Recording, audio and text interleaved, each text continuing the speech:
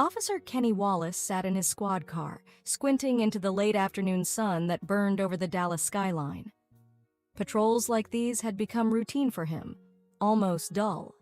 At 32, Kenny was already a veteran of the force, hardened by years in some of the city's roughest neighborhoods. His view of the world had long since narrowed, a jaded lens through which he saw anyone who didn't look like him as a threat, especially in certain parts of town. Today, he found himself cruising through one of those neighborhoods. Before we get deeper into the story, I want to hear from you. Where are you watching from today? Please comment below. As he rounded a corner, his eyes locked onto a figure crossing the street slowly, hunched and walking with the help of a cane. She was an elderly black woman, her hair wrapped in a bright blue headscarf, moving at a pace that seemed to irritate him. He didn't know why, but something about her stirred a deep anger within him. Jaywalking, Kenny muttered under his breath, slamming his hands against the steering wheel. Here we go. He pulled the cruiser to a sharp stop, flicking the siren once just to make sure she knew he was serious. The old woman paused, turning her head slightly before continuing across the street as if he wasn't there. The nerve. He stormed out of the car. Hey, you deaf? He barked, his hand resting on the butt of his baton. I said stop! Margaret didn't flinch. Her hand stayed steady on her cane as she turned around to face him, her deep brown eyes calm but resolute. I heard you, son, but I'm just trying to get home. Kenny's temper flared. You're jaywalking, ma'am. It's against the law. Show me your ID. I'm not a threat to you, officer. I'm just an old woman trying to mind her business. That dismissive tone, it pushed him over the edge. Without thinking, Kenny reached out and grabbed her arm, yanking her forward. The motion caused Margaret to stumble, almost falling to the ground. I told you to show me your ID! His voice escalated, and in a burst of unprovoked rage, Kenny's fist swung through the air, connecting hard with Margaret's face. She crumpled to the ground, the sound of her cane clattering against the pavement echoing through the empty street. It was only after she was on the ground that Kenny realized what he had done.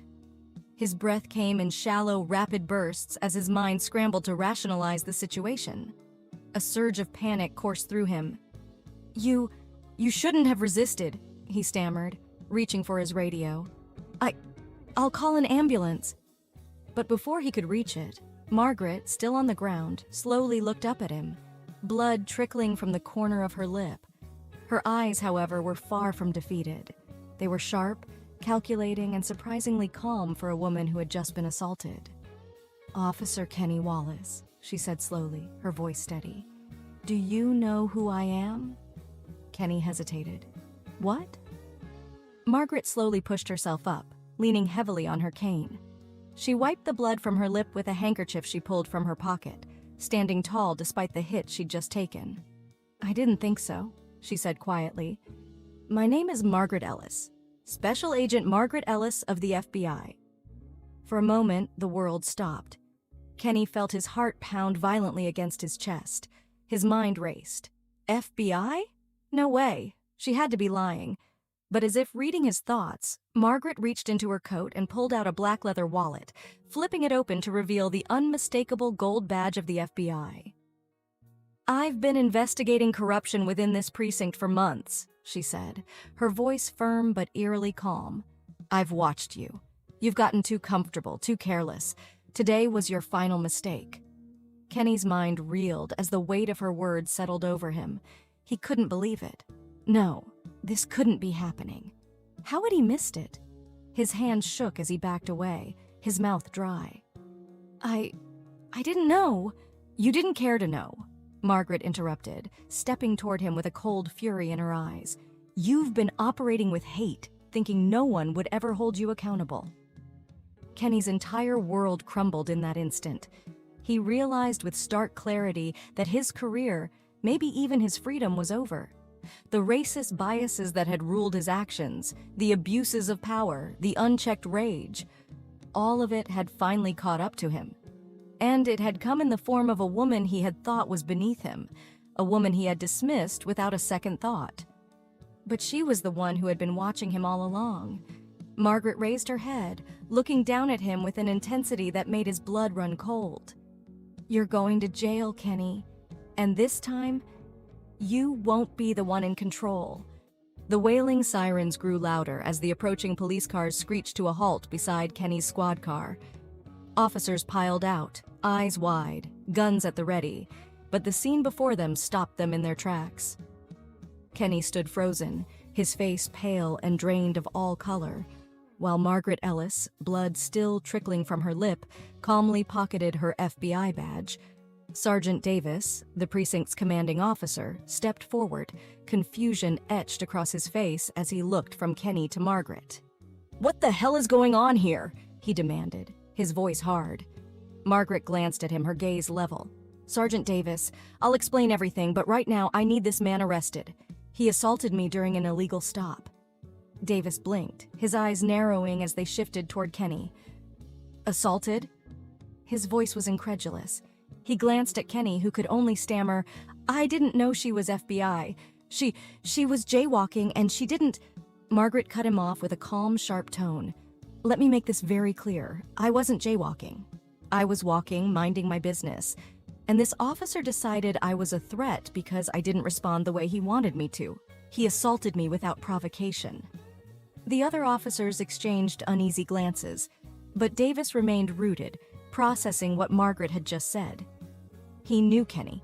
Well, he thought he knew him. But deep down, Davis had always heard the whispers, the rumors of Kenny's rough treatment of certain communities.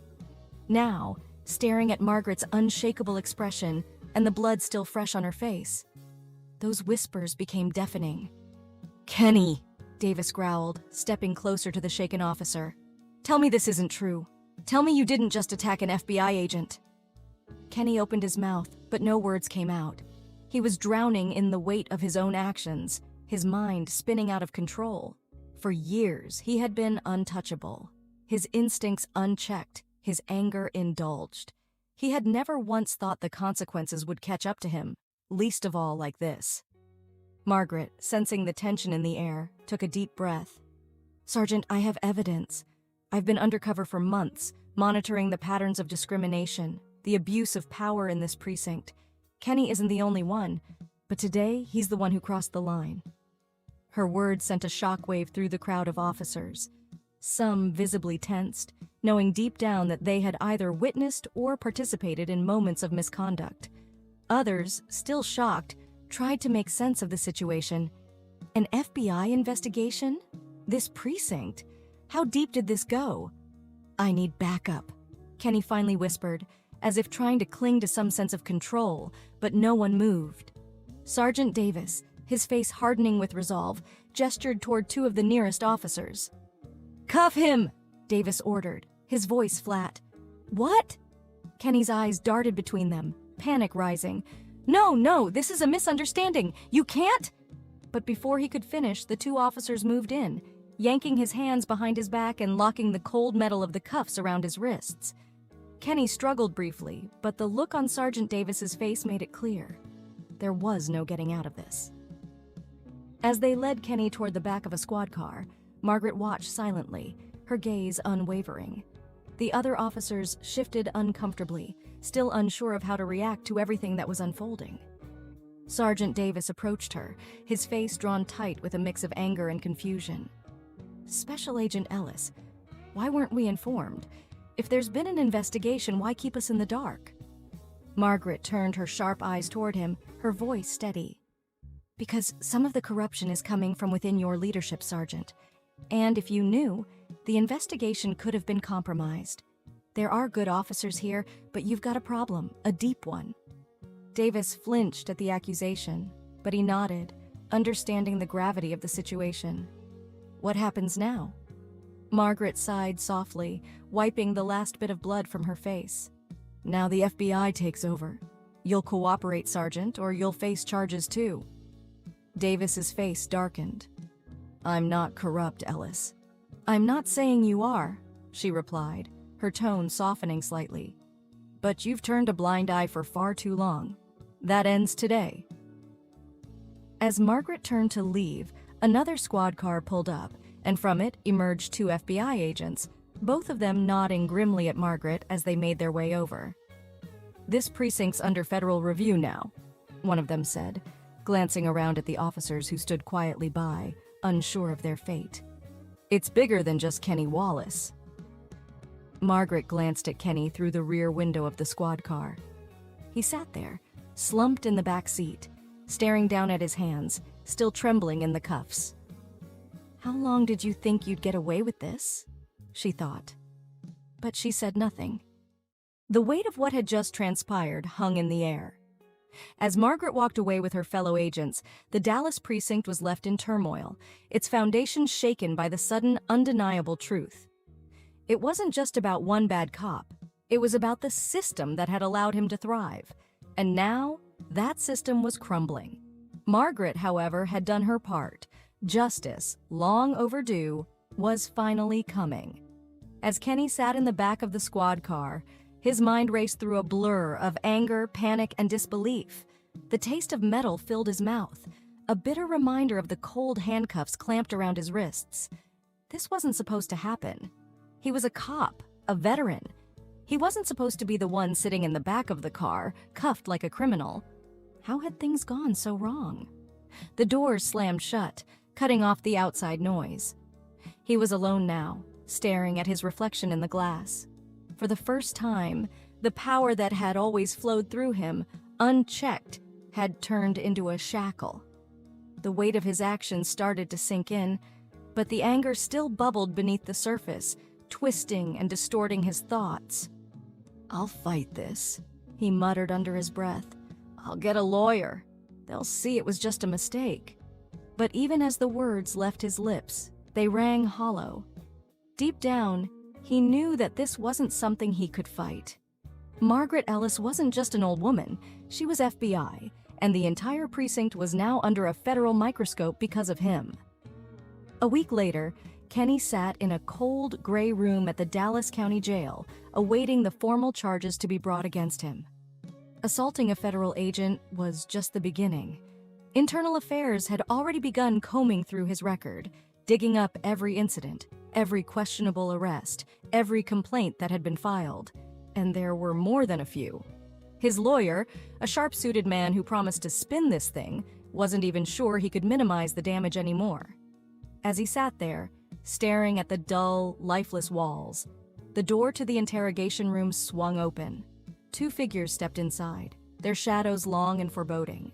One was Sergeant Davis, his former superior, and the other was Margaret Ellis herself, now clean and composed, with no signs of the injuries Kenny had inflicted on her just days before.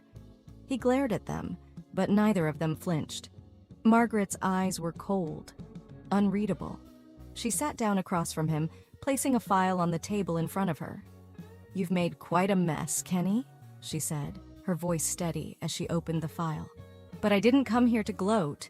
I came to make sure you understand what's going to happen next." Kenny swallowed hard but remained silent, his jaw clenched in defiance. Margaret glanced at Sergeant Davis, who nodded but remained standing by the door, arms crossed. She then turned back to Kenny and continued. "Assaulting a federal agent is a serious crime, as you're well aware. But that's not all. We've been reviewing your history. Every arrest, every complaint. There's a pattern, Officer Wallace, and it's not looking good for you." Kenny shifted uncomfortably, beads of sweat forming on his forehead. "Those complaints were nothing. People try to smear cops all the time. They want to blame us for doing our jobs." Margaret raised an eyebrow. "Is that what you call it? Because what I've seen is a consistent pattern of racial profiling, excessive force, and abuse of power." Sergeant Davis, who had been silent up until now, stepped forward, his face stern. "I backed you for years, Kenny. I ignored the red flags, and that's on me. But this is bigger than you think. The FBI isn't just looking at you. They're investigating the entire precinct because of your actions. Do you understand what that means?" Kenny felt the air tighten in the room. He tried to speak, but the words got stuck in his throat. He wasn't the only one being dragged down. His entire precinct was on the line. His colleagues, the people he worked with every day, they would all suffer because of him. "You're done, Kenny," Margaret said softly, but with an edge that cut deep. "You're going to prison. And I'm not talking about a short sentence where you can hide out and hope to get parole. You've lost your badge, your pension, everything. You'll be tried in federal court for the assault, and that's just the beginning. The department's going to make an example of you." Kenny's heart raced, his mind swirling. You can't just throw my life away like that. I've served this city for years. I've given everything except your humanity," Margaret interrupted sharply. "You stopped seeing people as people, Kenny. You saw threats, you saw enemies, and you let that hatred eat you alive." For the first time, the weight of her words struck him.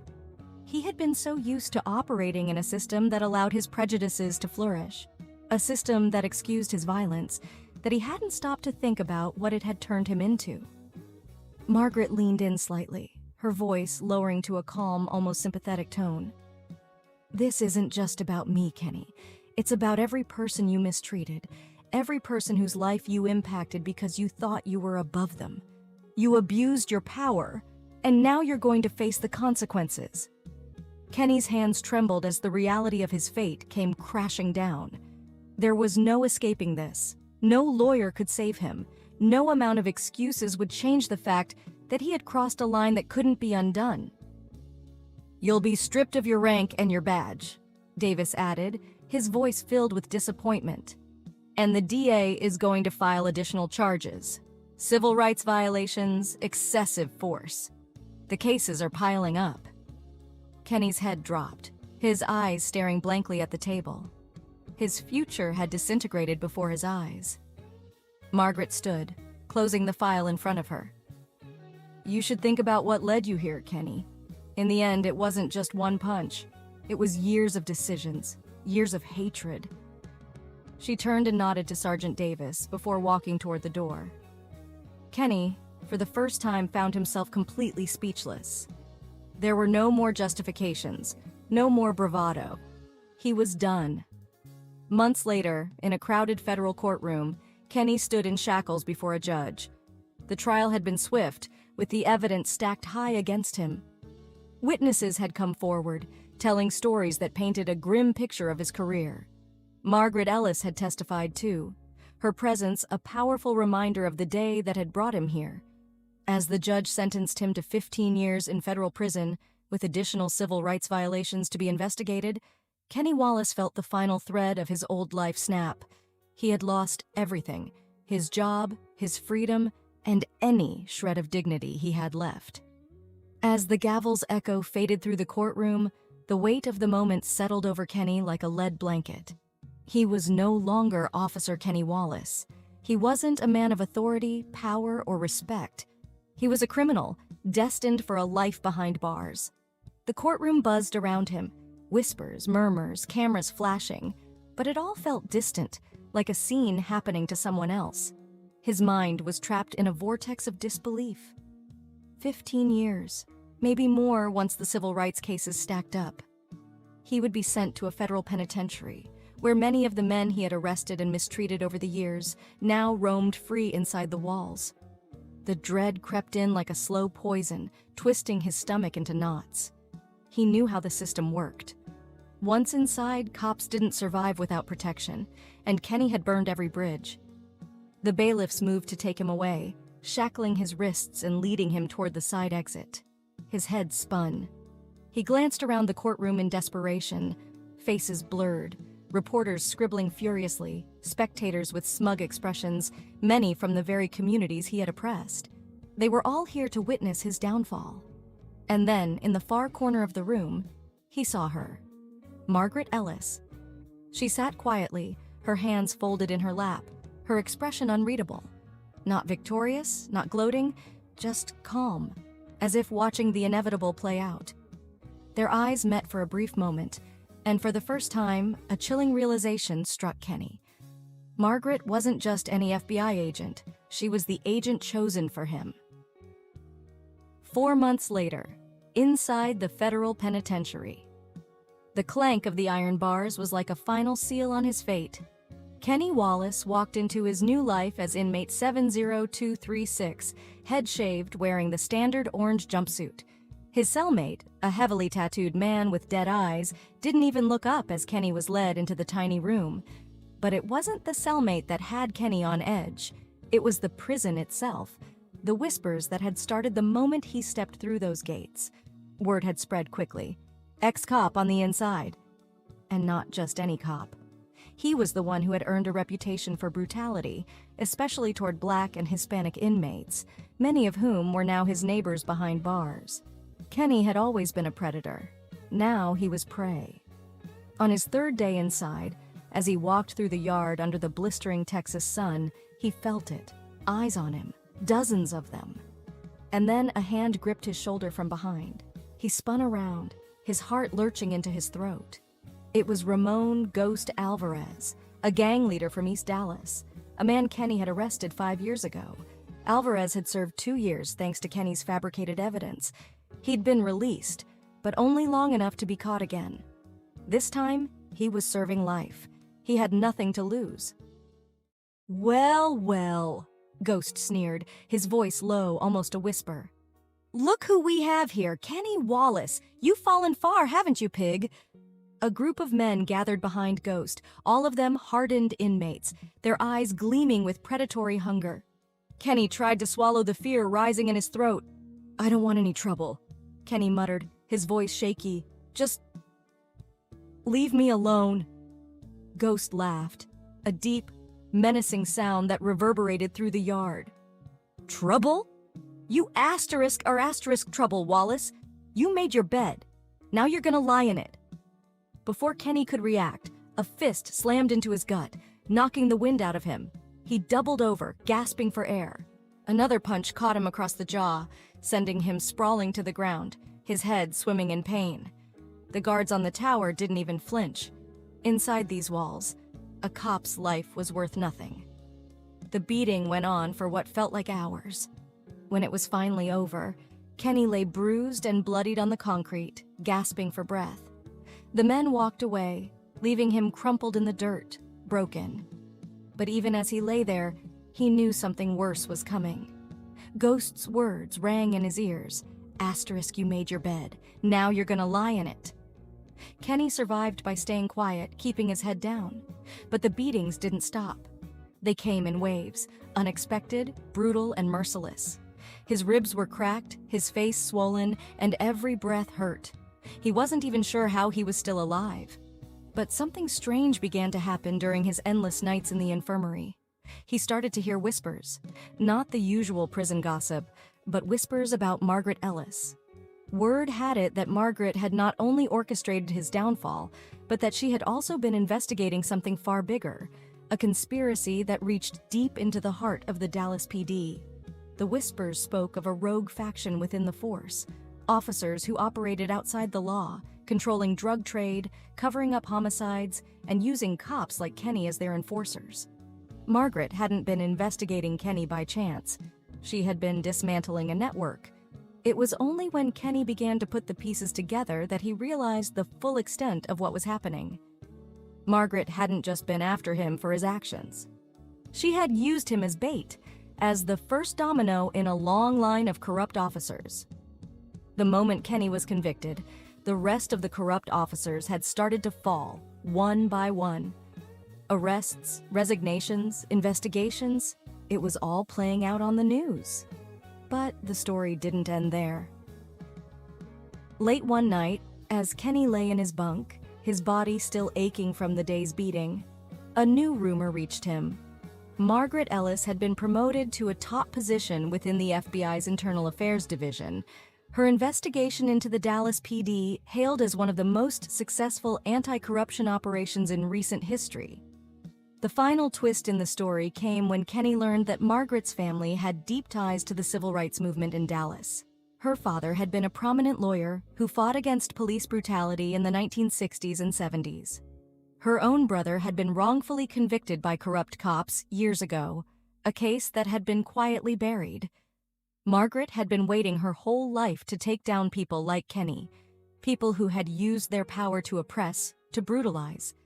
This wasn't just an investigation for Margaret, it was personal, and Kenny had been her perfect target.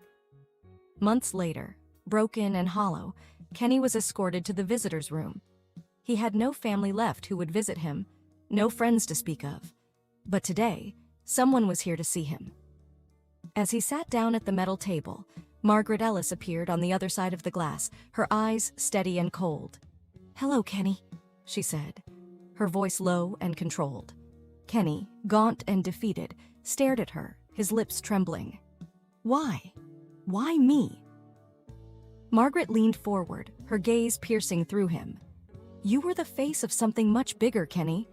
The system you abused was rotten, and I've spent my life fighting men like you. But you were also a tool I used to bring it all down." Kenny's eyes widened, realization dawning on him. He had never been the main target. He had been the first step.